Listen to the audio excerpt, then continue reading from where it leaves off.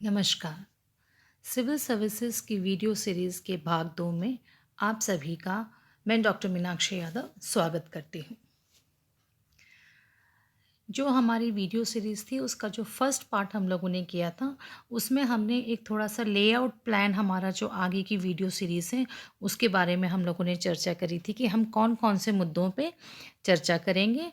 और सबसे मुख्य बात ये है कि हमारी जो भी चर्चा होगी, जो भी हम आपसे जानकारी साझा करेंगे, वो बहुत ही क्रिस्प और फैक्ट्स बेस होगी, जो कि आपके एमसीक्यू जो क्वेश्चंस हैं, यानी आपके जो वस्तुनिष्ठ प्रश्न आते हैं, उसके अनुसार होगी। लास्ट वीडियो में जो हम लोगों ने जिन मुद्दों पे चर्चा करी थी, उसको एक बार हम थोड़ा-सा रिवाइज़ कर लेते हैं और बहुत ही शॉर्टकट में हम इन चीज़ों को वापस रिवाइज़ करेंगे, क्योंकि इन्हीं पॉइंट्स जो मैं आप लोगों के साथ शेयर कर रही हूँ, इसी पे एमसीक्यू क्वेश्चंस बन सकते हैं। तो आप थोड़ा-सा ध्यान से देखिएगा और समझिएगा। इंडियन सिविल सर्विसेज को 19वीं शताब्दी में आधिकारिक रूप में इंडियन इम्पीरियल सर्विसेज कहा करते थे, और ईस्ट इंडिया कंपनी ने ही कॉन्वनेटेड सिविल सर्विसेज की शुरुआत करी थी। लॉर्ड कॉर्नवालिस, जिसे फादर ऑफ सिविल सर्विसेज कहा जाता है, उनको इस बात का श्रेय जाता है कि उन्होंने भारत में सिविल सर्विसेज को दो कैटेगरीज यानी दो श्रेणियों में बांटा था। एक था कॉन्वनेटेड सिविल सर्विसेज और दूसरा था uncovenanted civil services. Covenanted civil services higher ranks के लिए हुआ करती थी और जिसमें केवल ब्रिटिशर्स ही आया करते थे, जबकि जो अनकॉन्वनेटेड सिविल सर्विसेज थी वो लोअर रैंक के लिए थी और इनमें भारतीयों की भर्ती की जाती थी।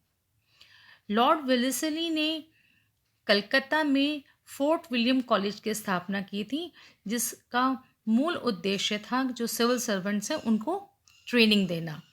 इसकी स्थापना 1801 ईस्वी में की गई थी। लेकिन जैसे हम लोगों ने चर्चा करी थी कि चूंकि इन्होंने इसकी स्थापना ईस्ट इंडिया कंपनी की परमिशन के बगैर करी थी, तो जो ट्रेनिंग का मुख्य उद्देश्य था वो शिफ्ट हो गया था ईस्ट इंडिया कंपनी कॉलेज में, जो हैलीबरी में हुआ करता था। तो वहाँ पर इस कॉलेज की स्थापना की गई 1806 में, जहाँ पर ब्रिटिश ऑफिसर्स को ट्रेन किया जाता था ताकि वो भारत आकर अपना प्रशासन संभाल सके और प्रशासनिक गतिविधियों को देख सके। अब जो फोर्ट विलियम कॉलेज जो कलकत्ता में था, उसका मुख्य उद्देश्य हो गया था कि जो ब्रिटिश ऑफिसर्स बाहर से आ रहे हैं उनको इंडियन लैंग्वेजेस पे परिचित करवाना या उसके बारे में उनको बताना, ताकि वो यहाँ के प्रशासन को और प्रशासनिक गतिविधियों को और जनता से जो उनकी बातचीत थी, उनकी समझ थी, आदान प्रदान था, ऑर्डर्स देने हैं, समझाना है, उन सब चीज़ों को वो भली भांति समझ सकें। चार्टर एक्ट 1853 के तहत ईस्ट इंडिया कंपनी की जो पैट्रोनेज सिस्टम थी, संरक्षण प्रणाली थी भर्ती की, उसको समाप्त कर दिया गया और लॉर्ड मैकाले की जो रिपोर्ट थी 1854 में, उसको मतलब उसके आधार पर भारत में पहली बार सिविल सर्विसेज के लिए जो भर्ती की जानी थी उसका आधार मेरिट सिस्टम को बनाना प्रस्तावित किया गया था, और इसी के आधार पर 1855 में सिविल कमीशन की स्थापना की गई थी। भारत में मेरिट सिस्टम को 1858 में अपनाया गया, जब ईस्ट इंडिया कंपनी का शासन खत्म हुआ और ब्रिटिश ताज का शासन शुरू हुआ।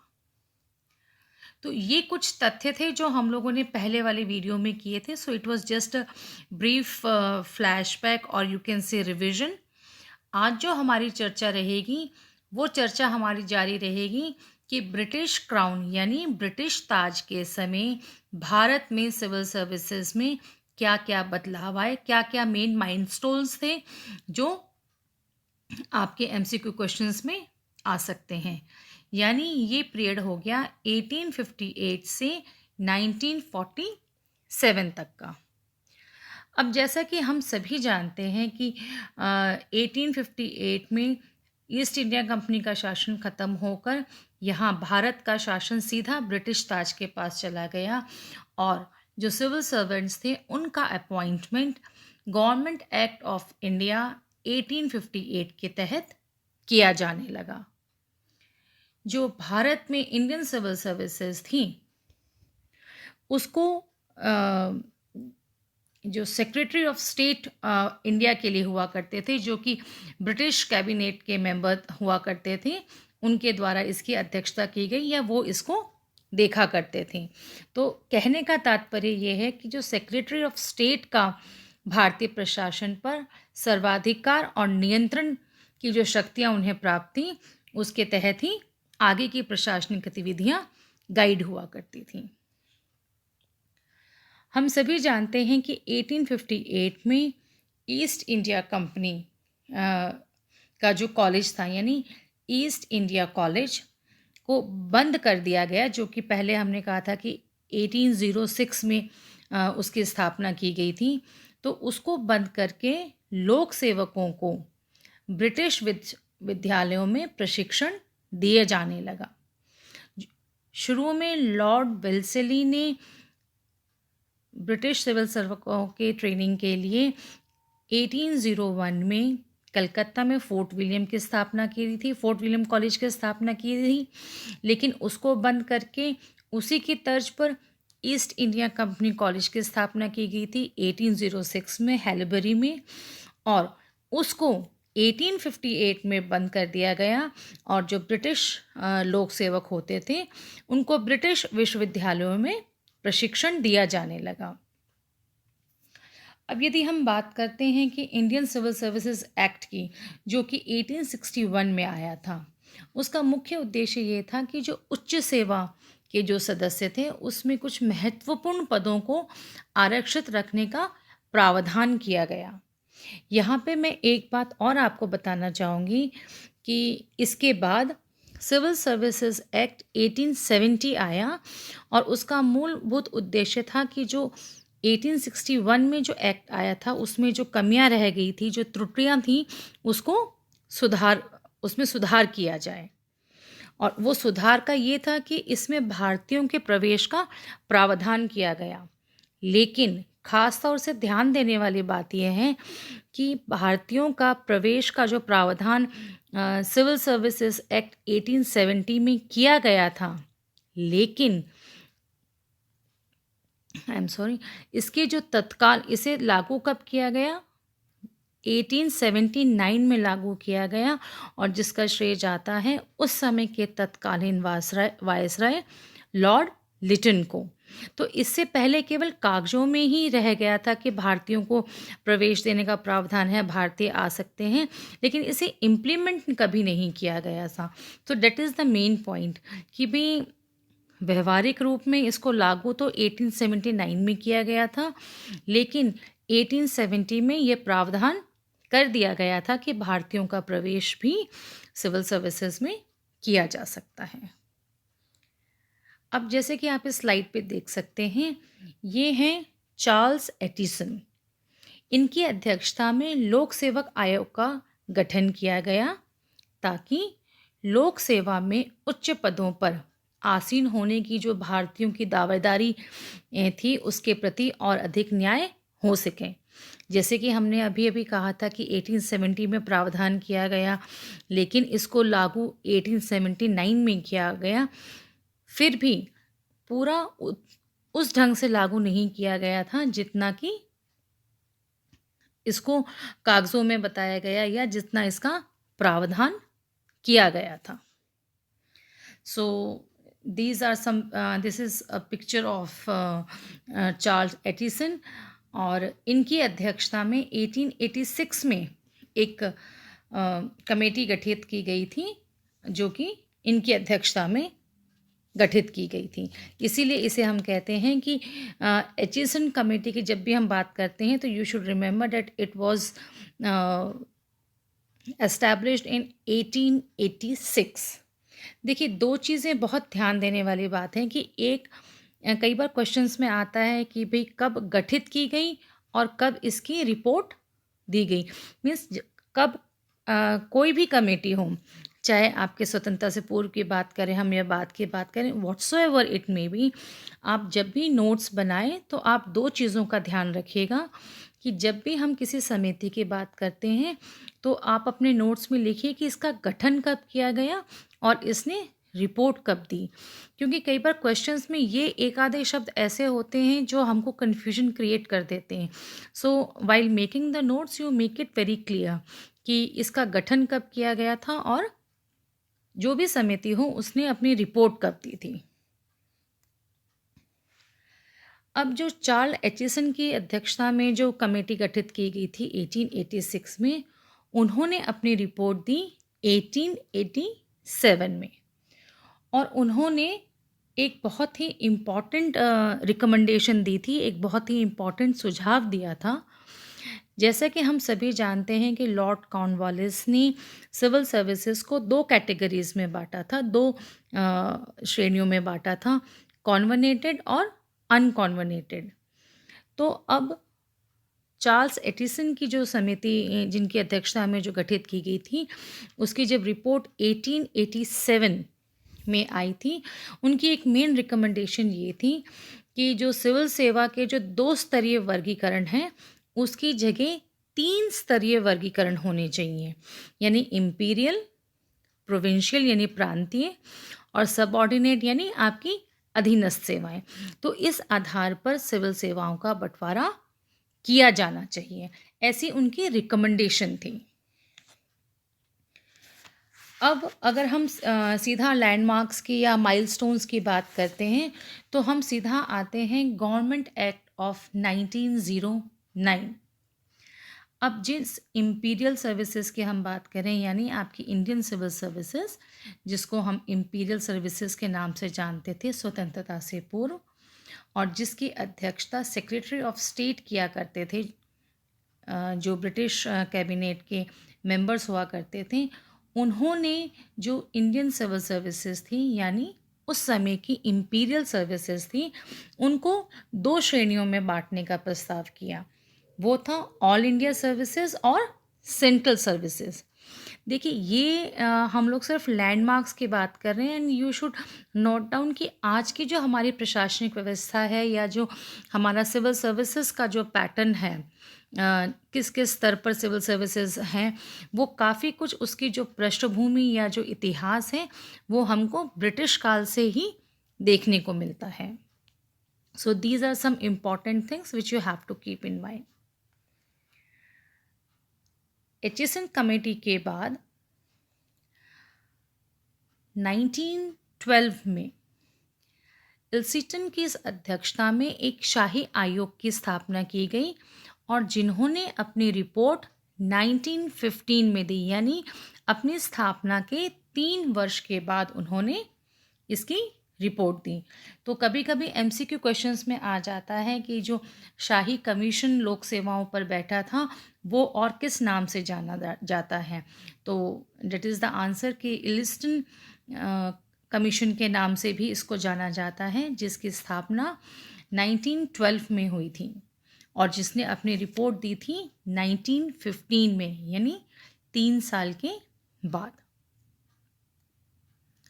अब यदि हम बात करते हैं कि इस समिति की जो रिपोर्ट थी उसकी मेन रिकमेंडेशंस की अगर हम बात करें तो इन्होंने 2 मुख्य मुद्दे उठाए थे और उनकी 2 मुख्य रिकमेंडेशंस थी।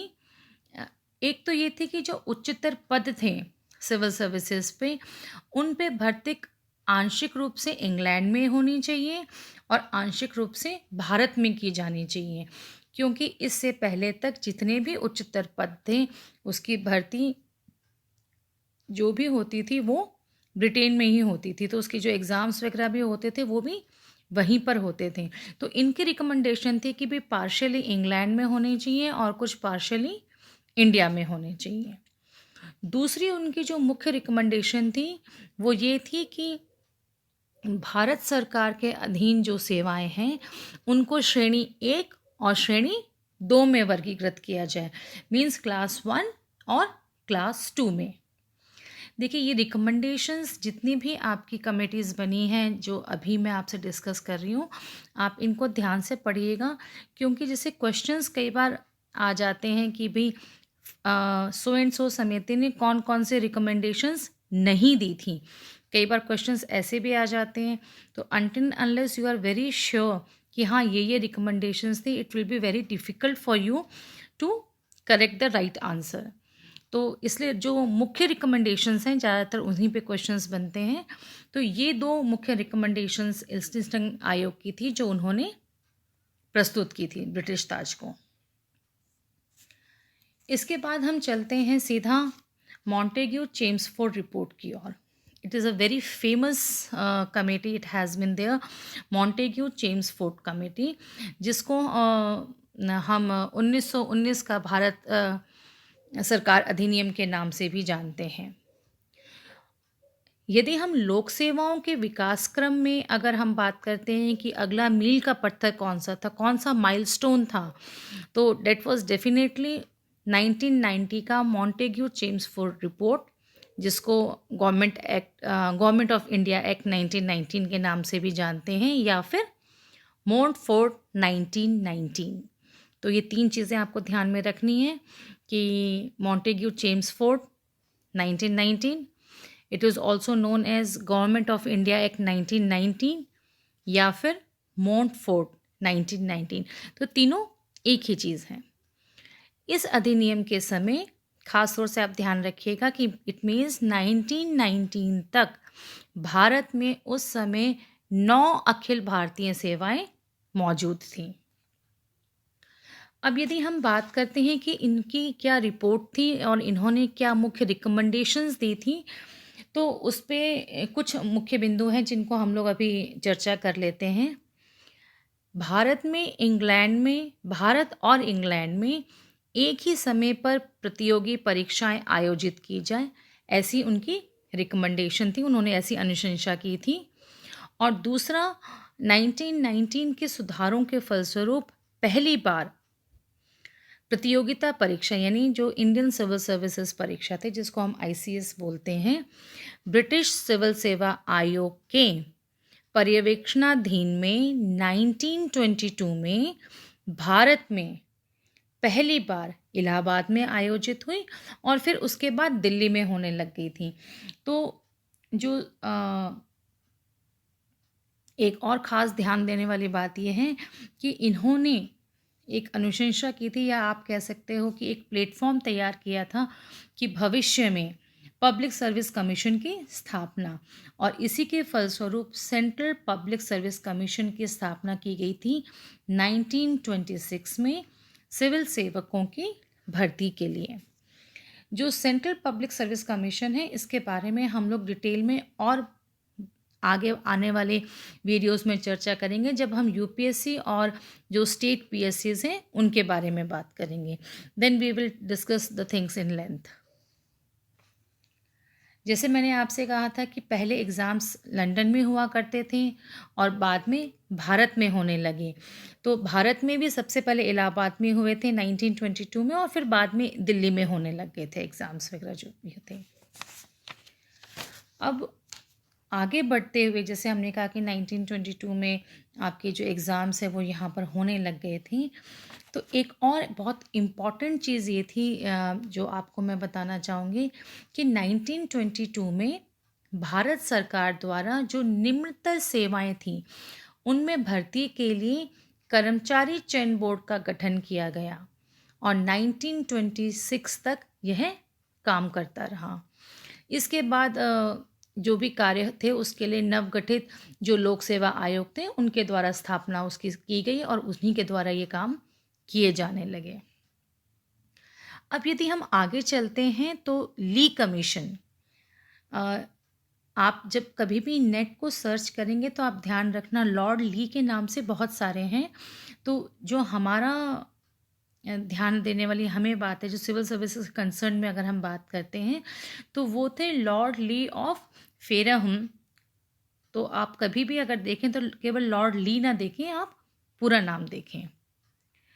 भारत में जो उच्च सिविल सेवाओं से संबंधित जो रॉयल कमीशन की नियुक्ति की गई थी 1923 में, जिसकी अध्यक्षता लॉर्ड ली ने की थी, उन्होंने अपनी रिपोर्ट दी थी 1924 में।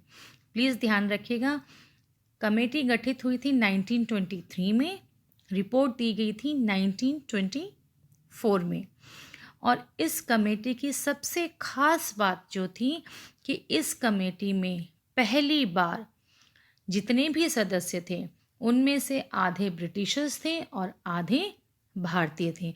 ये एक बहुत ही इम्पॉर्टेंट पॉइंट है, क्योंकि अब तक जितनी भी समितियां बनी थी उन सब में ब्रिटिशर्स ही थे, और ब्रिटिशर्स की अध्यक्षता में और जो बाकी सदस्य थे उन्हीं की अध्यक्षता में ये कमेटियां गठित की गई थी और उन्होंने रिपोर्ट दी थी।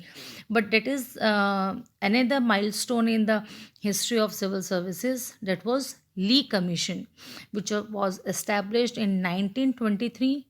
It gave its report on 1924. और सबसे खास बात थी, जैसे मैंने आपसे कहा, कि इसमें आधे सदस्य ब्रिटिशर्स थे और आधे सदस्य भारतीय थे। अब ली कमीशन की जो रिपोर्ट थी उसमें 3 मुख्य बातें मैं आप लोगों के सामने बताना चाहूँगी जो उन्होंने रिकमेंडेशंस दी थी। सबसे पहले कि अखिल भारतीय सेवाओं को 2 समूहों में विभाजित किया जाए, और वो 2 समूह थे ट्रांसफर्ड फील्ड या और रिजर्व्ड फील्ड। तो ये 2 उन्होंने समूह बनाए थे, 2 ग्रुप्स बनाए थे। ऐसी उनकी रिकमेंडेशंस थी। दूसरी उनकी रिकमेंडेशंस थी कि जो राज्य सचिव को, जो सेक्रेटरी ऑफ स्टेट जिसकी हम लोग अभी बात कर रहे थे, को भारतीय सिविल सेवा, भारतीय पुलिस सेवा, भारतीय इंजीनियरिंग सेवा और भारतीय वन सेवा की भर्ती को जारी रखना चाहिए।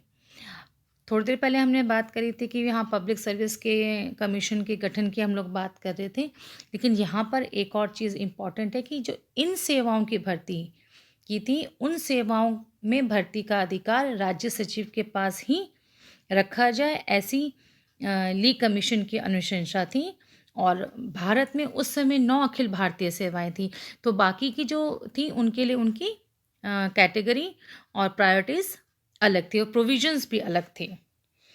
और तीसरी एक सबसे महत्वपूर्ण बात थी जो इनकी अनुशंसा में हम लोग जिक्र करना चाहूँगी मैं आपसे, वो ये था कि एक लोक सेवा आयोग की स्थापना तुरंत की जानी चाहिए, जिसकी रिकमेंडेशंस या अनुशंसा पहले वाले आयोगों ने भी की थी, लेकिन इसकी ज़्यादा अर्जेंसी जो है वो ली कमीशन ने जताई थी। अब हम बात करते हैं गवर्नमेंट एक्ट ऑफ इंडिया 1935। देखिए, government act of India 1909, 1919 and 1935, ये 3 ऐसे मेजर एक्ट्स हैं जिन्होंने आज के भारतीय प्रशासनिक प्रणाली को बहुत ही प्रभावित किया है, या आप कह सकते हैं कि आज की जो भारतीय प्रशासनिक प्रणाली है वो काफ़ी हद तक उससे प्रभावित है, ये कहना अधिक उचित होगा।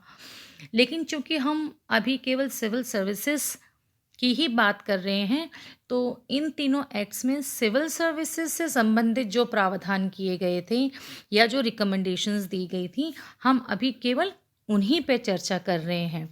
अदरवाइज ये जो तीनों एक्ट हैं, they were very elaborate and they are the landmarks of Indian administrative system, आप कह सकते हैं। तो अगर हम बात करते हैं भारतीय अधिनियम 1935 की, अगर हम बात करते हैं, तो इस अधिनियम में संघ लोक सेवा आयोग, प्रांतीय लोक सेवा आयोग का प्रावधान किया गया, साथ ही जॉइंट पब्लिक सर्विस कमीशन का भी प्रावधान किया गया था। और यदि आप हमारे संविधान को देखें तो आज की तारीख में यही चीज़ हम लोगों ने उनसे उस समय से ली है। हमारे यहाँ राष्ट्रीय स्तर पर यूपीएससी, राज्य स्तर पर राज्य लोक सेवा आयोग, और यदि 2 या 2 से अधिक राज्यों के विधानमंडल ये प्रस्ताव पारित कर देते हैं कि एक संयुक्त लोक सेवा आयोग की आवश्यकता है, तो संसद उसके ऊपर संघ लोक सेवा आयोग की, संयुक्त लोक सेवा आयोग की स्थापना कर सकती है। So it is a very important thing in the Government Act of India 1935. देखिए, अभी तक हमने जितनी भी चर्चा करी वो हमने एक समग्र रूप से इंडियन सिविल सर्विसेज के क्या लैंडमार्क्स रहे हैं, क्या-क्या प्रोविजंस आए हैं, कौन-कौन सी कमेटियाँ गठित हुई थी, उनकी क्या रिपोर्ट्स हैं, उसके ऊपर चर्चा करी। और अब हम साथ के साथ 2 और अन्य सेवाओं के बारे में बात करेंगे, specifically that is Indian police service and Indian forest service. 1861 में, यानी कि भारतीय परिषद अधिनियम 1861 ने आधुनिक और प्रोफेशनल पुलिस नौकरशाही की नींव रखी थी। उस समय की जो पुलिस सर्विसेज थी उसको शुरू में बोलते थे सुपीरियर पुलिस सर्विसेज, जो बाद में इंडियन इम्पीरियल पुलिस के नाम से जानी गई।